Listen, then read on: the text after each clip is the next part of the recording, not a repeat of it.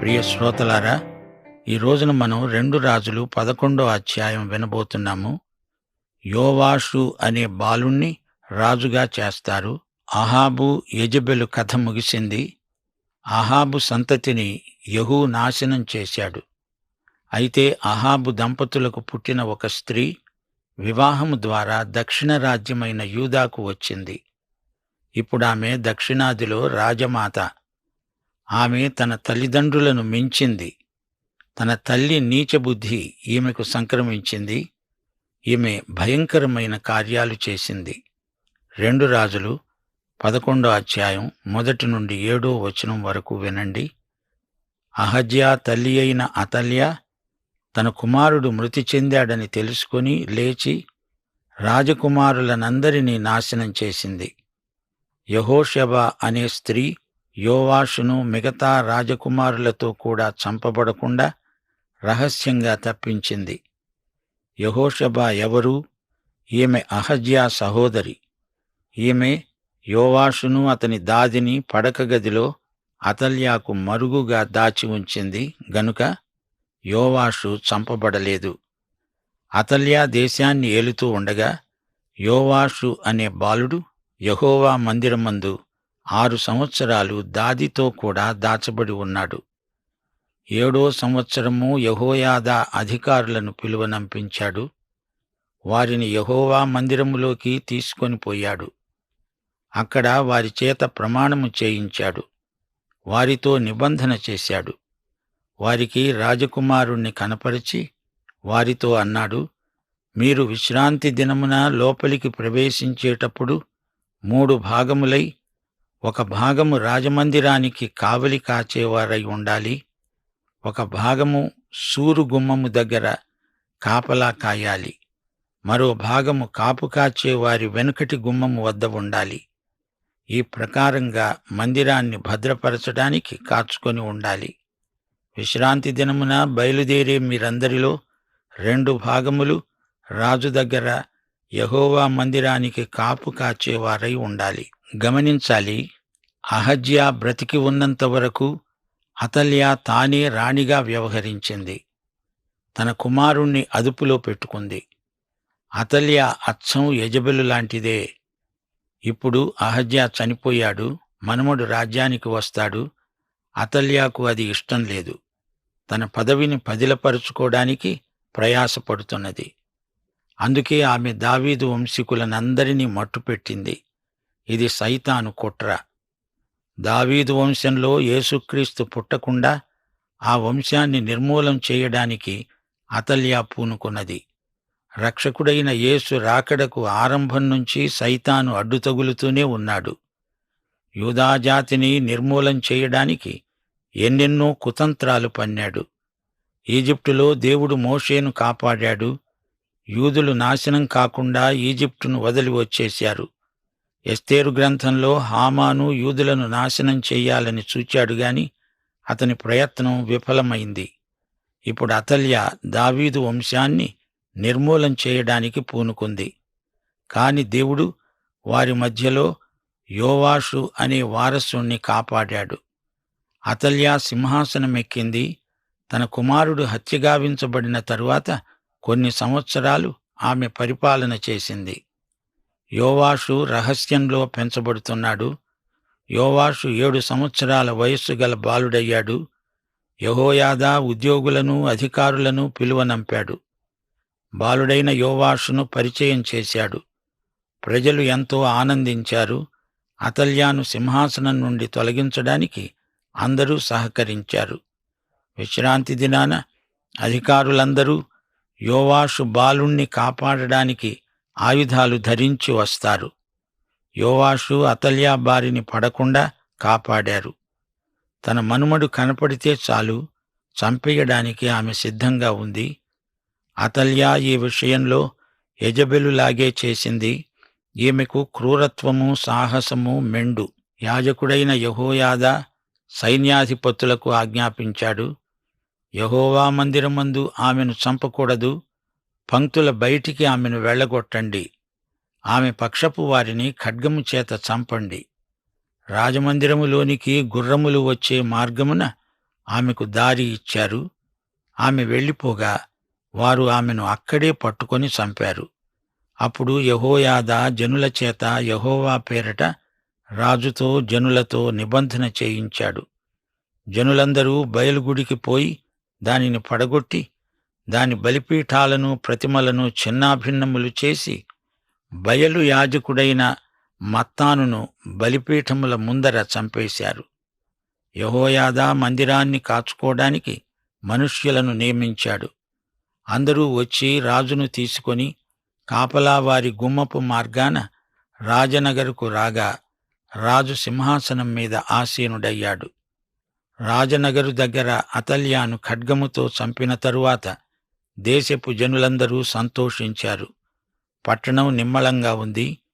యోవాషు ఏలనారంభించినప్పుడు అతడు 7 ఏండ్లవాడు. శ్రోతలు వింటున్నారా? అతల్యా చంపబడింది. పారిపోవటానికి ప్రయత్నం చేసింది. ఆమెకు వారి చేతిలో హతమైపోయే ఘడియ వచ్చింది. వారు ఈ పీడను వదిలించుకున్నారు. ఉత్తర రాజ్యంలో అతల్యాను తొలగించడం గొప్ప ఉజ్జీవానికి కారణమైంది. ఇప్పుడు కొత్త రాజు వచ్చాడు. అతడు బాలుడు. అతనికి సలహాదారులు కావాలి. ముఖ్య సలహాదారుడు యాజకుడైన యెహోయాదా. ఇతడే అతల్యాను హత్యగావించడానికి సాధనం. యోవాషును సింహాసనమెక్కించింది ఇతడే. యెహోయాదా యెహోవా ఆరాధనను పునఃస్థాపన చేశాడు. బయలు ఆరాధన అప్పటికే యూదా దేశమంతటా ప్రసరించింది. కొందరు యెహోవాను బయలును కూడా ఆరాధన చేశారు. ఈ రోజున కూడా కొందరు ఆదివారం అతిభక్తిని ప్రదర్శిస్తారు. సోమవారం నుండి తమ ఇష్టం వచ్చినట్లు తిరుగుతారు. అలాంటి సంఘాలు నామకార్థమై చావు బతుకుల మధ్య ఊగిసలాడుతున్నాయి. యోవాషు పట్టాభిషేకంతో ప్రజల మధ్య ఆనందోత్సాహాలు వెల్లివిరిశాయి. దావీదు వంశీకుడొకడు సింహాసనం మీద ఉండడం వారి ఆనందానికి కారణం. ప్రియ శ్రోతలు, 12వ అధ్యాయంలో మనము యోవాషు పరిపాలనను గురించి వినబోతున్నాము. యాజమాన్యం యెహోయాదాది మాత్రమే. అతడే సమస్తము నిర్వహిస్తున్నాడు. ఇతని పాలనలో ఆధ్యాత్మిక ఉజ్జీవం మొదలైంది. ఉత్తర దేశాన మొత్తం 19 మంది రాజులు పరిపాలించారు. దక్షిణాన 20 మంది పరిపాలించారు. ఇశ్రాయేలు రాజ్యాన్ని పరిపాలించిన 19 మందిలో ఒక్కడూ సరిగా వ్యవహరించలేదు. నీతిమాలిన వారయ్యారు. అందరూ చెడ్డవారే. ఒక్కడూ మంచివాడు లేడు. దక్షిణాది యూదా రాజ్యంలో 20 మంది పరిపాలించారు. వారిలో 10 మంది మంచివారు. ఆ 10 మందిలో 5 మరీ మంచివారు. ఇప్పుడు 2 రాజులు 12వ అధ్యాయం మొదటి 9 వచనాలు వినండి. యెహూ ఏలుబడిలో 7వ సంవత్సరం యోవాషు ఏలనారంభించాడు.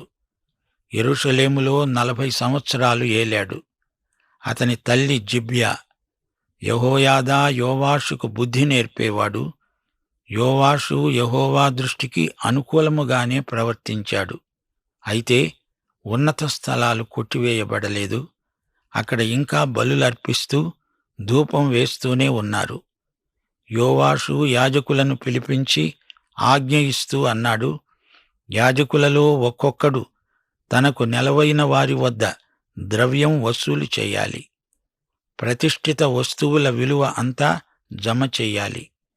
ప్రజలందరూ తెచ్చిన ద్రవ్యం, ప్రతి మనిషికి నిర్ణయమైన ద్రవ్యం, స్వేచ్ఛార్పణలు అన్నీ పోగు చెయ్యాలి.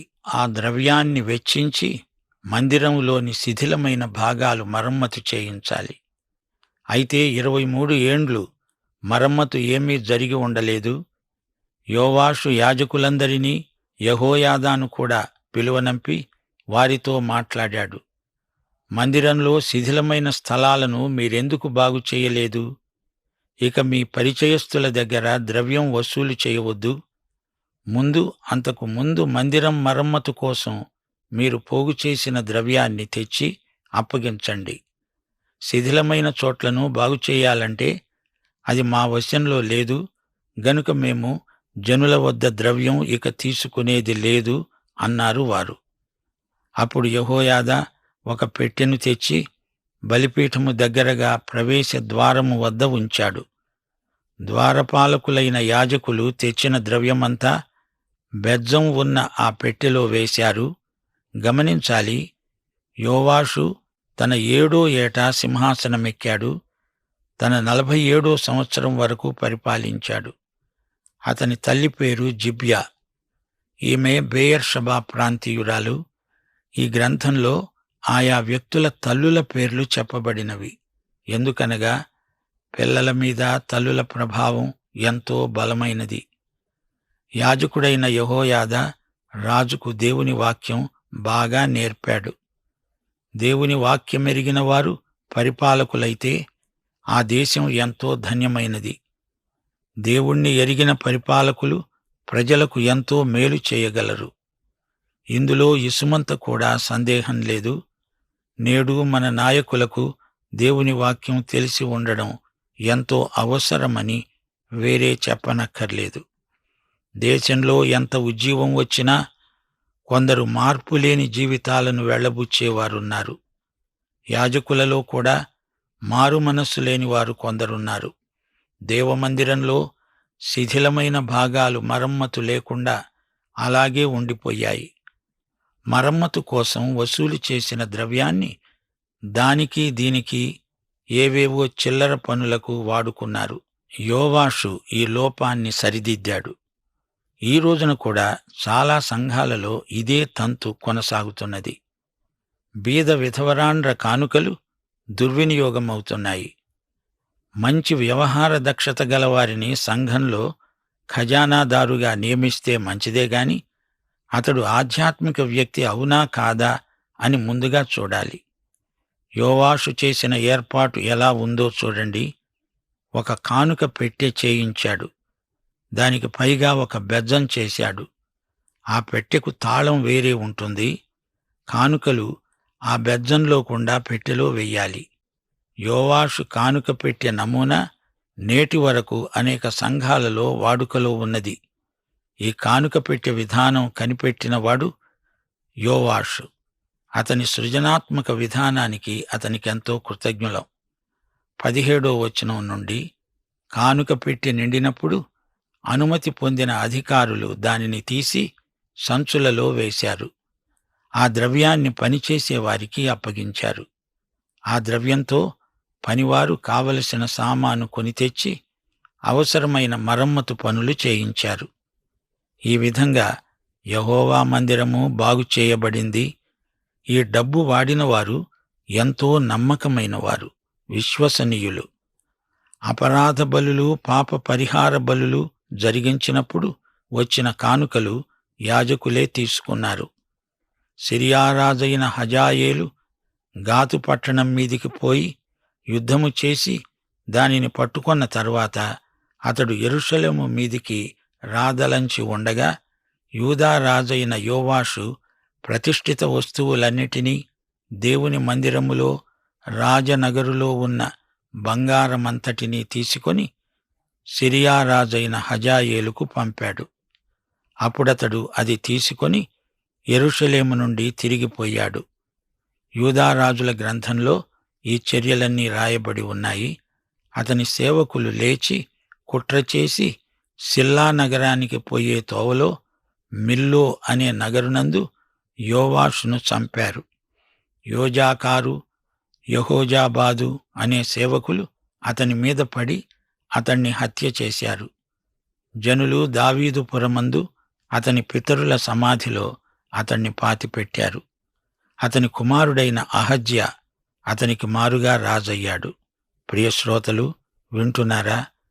యోవాషు సిరియా రాజైన హజాయేలును లంచమిచ్చి వదిలించుకుందామని చూచాడు. ఈ ఉత్తర దక్షిణ రాజ్యాలలో ఉజ్జీవాన్ని గురించి 1-2 దినవృత్తాంతాల గ్రంథంలో మనం వినబోతాము. యోవాషు తన 42వ ఏట చనిపోయాడు. అతని సేవకులే అతణ్ణి చంపేశారు. అతణ్ణి దావీదు పట్టణంలోనే పాతిపెట్టారు. ఇప్పుడు మనం 13వ అధ్యాయంలోకి వచ్చాము.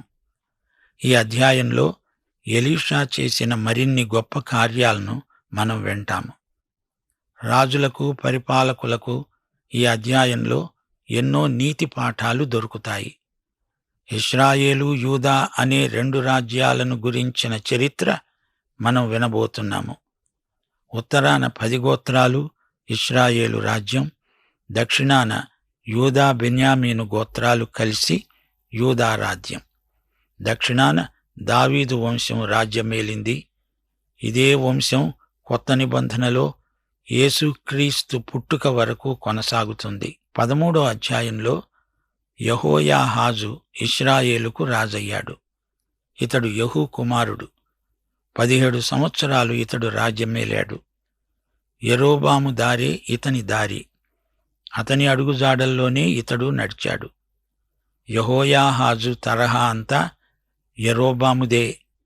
పాపం అనేది రానురాను పాపిని ఎందుకు కొరకరాని కొయ్యను చేసి విడుస్తుంది. మొదట సరదాగానే ఉంటుందేమో కాని రానురాను దుర్భరమై, దుస్సహమై, అందరికీ చీడ పురుగై బాధిస్తుంది. గాని భక్తి జీవితం దేవుని పట్ల ప్రేమను, మనుషుల పట్ల స్నేహాన్ని, సేవాభావాన్ని వృద్ధి చేస్తుంది. యెరోబాము చేసిందేమిటి? ఇశ్రాయేలులో దూడ పూజను నెలకొల్పాడు. సత్యదేవారాధన నుండి ప్రజలను మళ్లించి వారిని మూక ఉమ్మడిగా పాపంలోకి నడిపించాడు. అహాబు, యెజెబెలు సింహాసనమెక్కినప్పుడు విగ్రహారాధన సంస్కృతిలో వారు బరితెగిపోయారు.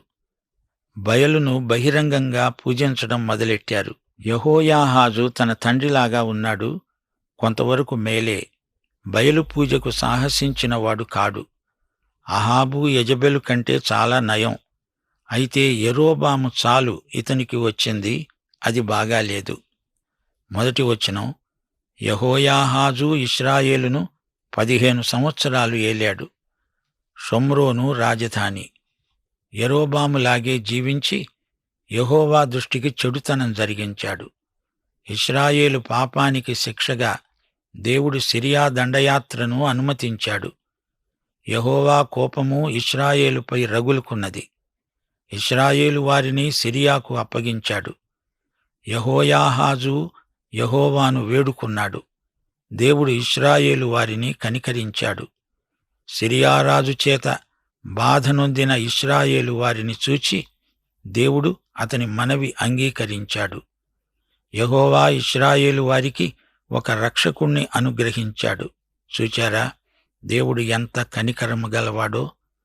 ఆపదలో మొర్రపెట్టగా దేవుడు రాజు మనవి అంగీకరించాడు. సిరియనుల బారి నుండి ఇశ్రాయేలును తప్పించాడు. అప్పుడు ఇశ్రాయేలీయులు మునుపటి వలె స్వస్థానములలో కాపురమున్నారు. యెహోయాహాజును దేవుడు ఆశీర్వదించాడు. అయినా యెరోబాము దుష్ప్రభావం వీరిని పూర్తిగా వదల్లేదు. సిరియావారి చేతిలో తిన్న దెబ్బ యెహోయాహాజును మళ్లీ కోలుకోకుండా చేసింది.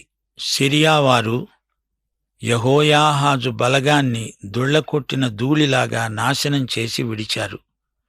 యెహోయాహాజు పరాక్రమ కార్యాలన్నీ ఇశ్రాయేలు వృత్తాంతముల గ్రంథంలో రాసి ఉన్నాయి. యెహోయాహాజు చనిపోగా అతణ్ణి షోమ్రోనులో పాతిపెట్టారు. ఇదే వరస. రాజు వచ్చాడు, పరిపాలించాడు, చచ్చాడు, పాతిపెట్టబడ్డాడు. మానవ చరిత్రలో ఏమున్నది గర్వకారణం? ఉత్తరాది ఇశ్రాయేలు రాజ్యానికి మరో రాజు వచ్చాడు. శ్రోతలు జాగ్రత్త! ఇశ్రాయేలు, యూదా రాజుల పేర్లు ఒకలాగే ధ్వనిస్తాయి. గజిబిజి కాకండి. యెహోయాహాజు తరువాత అతని కుమారుడైన యెహోయాషు రాజ్యానికి వచ్చాడు. ఇతడు 16 సంవత్సరాలు రాజ్యమేలాడు. ఇతడు యెరోబాము జీవిత శైలినే అవలంబించాడు.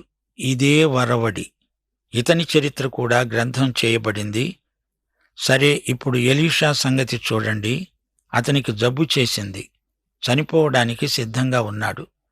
ఇశ్రాయేలు రాజైన యెహోయాషు వచ్చి ఎలీషాను చూచి కన్నీరు విడుస్తూ, నా తండ్రి, నా తండ్రి, ఇశ్రాయేలు వారికి రథము, రౌతులు నీవే కదా అంటూ ఏడ్చాడు. ఎలీషా ఈ అభినందన మాటలను అంతగా పట్టించుకోలేదు. అతడు ప్రవక్త. ప్రజల దూషణ భూషణ తిరస్కారాదులను అతడు లక్ష్యపెట్టడు. యెహోయాషుకు చాలినంత విశ్వాసం లేదు. దేవుడు తనకు విజయమిస్తాడని నమ్మకం లేని అల్పవిశ్వాసి. రాజా, నీ ధనుస్సు తీసుకొని బాణంతో నేలను కొట్టు అన్నాడు ప్రవక్త. అతడు 3 సార్లు మాత్రమే కొట్టి మానాడు. ఎలీషా కోపగించి అన్నాడు, 5-6 సార్లైనా నీవు కొట్టి ఉండాల్సింది. నీ అల్పవిశ్వాసం బయలుపడింది. నీవు సిరియనులను 3 సార్లే ఓడిస్తావు అని ఎలీషా ప్రవచించాడు. ఎలీషా చనిపోయాడు. ఆ తరువాత 1 సంవత్సరానికి మోయాబీయ సైన్యం దేశం మీదికి వచ్చింది. కొందరు ఒక శవాన్ని పాతిపెడుతూ సైన్యానికి భయపడి ఆ శవాన్ని ఎలీషా సమాధిలో ఉంచారు. దింపిన ఆ శవం ఎలీషా శల్యములను తగిలినప్పుడు అది తిరిగి బతికి కాళ్లు మోపి నిలిచింది. ఇప్పుడు 21వ వచనం వరకు వచ్చాము. ఈ అద్భుతానికి వివరణ వచ్చే పాఠంలో వినండి. పాఠం సమాప్తం. మన రక్షకుడైన యేసు కృప, మన తండ్రి అయిన దేవుని ప్రేమ, పరిశుద్ధాత్మ యొక్క నిత్య సహవాసము మనకందరికీ సదాకాలము తోడై ఉండునుగాక. ఆమేన్.